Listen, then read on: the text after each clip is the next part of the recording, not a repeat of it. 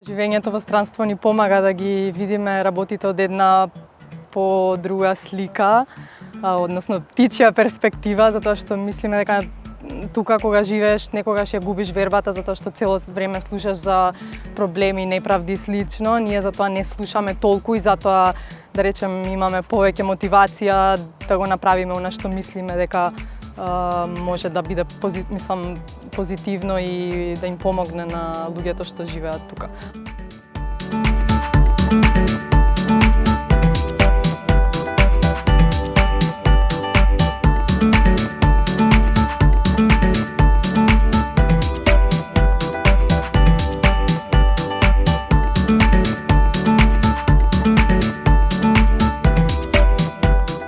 Yes for Less е првата македонска платформа што им помага на луѓето заинтересирани за подржлив начин на живот да ги најдат сите информации на едно место.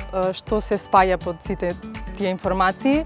Значи, зелени општествено одговорни бизниси, блог статии со совети и добри практики од тука и од странство за како можеме да живееме на еден поеколошки начин, еколошки производи и сервиси и се друго од земјава што може да биде инспиративно на тема на заштита на животна средина.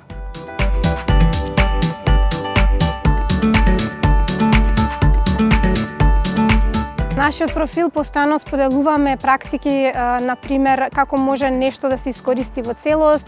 Идејата пред се на Yes for Less, пред да се купи нешто ново, да се провери дали можеби некој од најблиските го поседува, потоа дали можеби да се реупотреби или да се поправи, а дури на крај, доколку навистина нема никакво друго решение, тогаш да се купи.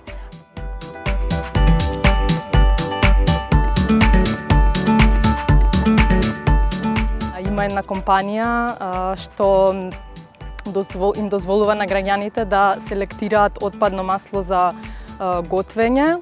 И имаме една интересна случка со другарка на Сара, секој човек колку може да собере, малку литри, ако акцијата постои за хотели и за ресторани.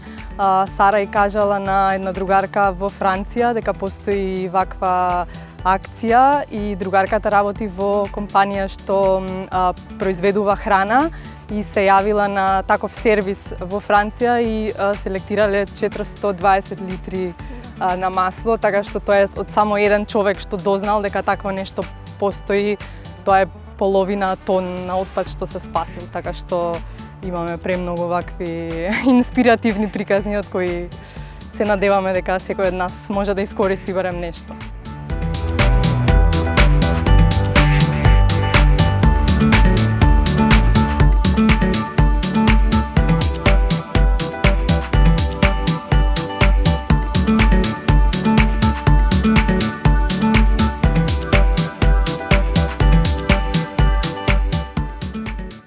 Кажам конкретен пример што ми текна за Франција, им постои апликација каде што луѓето кои што немаат потреба од некој предмет го ставаат како донација и некој што има потреба се пријавува. Мене така половина и повеќе стан ми е опремен и нема никаков срам затоа што се уште има на пример во Македонија така, нели, што ако е тоа од втора рака или некој не го знам, па не знам, значи таму не, тоа е баш кул, значи кул е јас да земам некој што, нели, има некаква приказна позади тој предмет и многу луѓе имам запознаено така. Понатаму има друга апликација исто, све, нели, преку апликации во денешен свет, каде што наместо храната да се фрли од рестораните, може да се земе за 2-3 евра, некоја смешна цена, меѓутоа навистина таа храна не оди во отпад. Имам постојано јадам така, мислам, стварно немам никаков срам да кажам, тој баш се гордеам затоа што тој систем функционира и многу од луѓето го практикуваат тоа.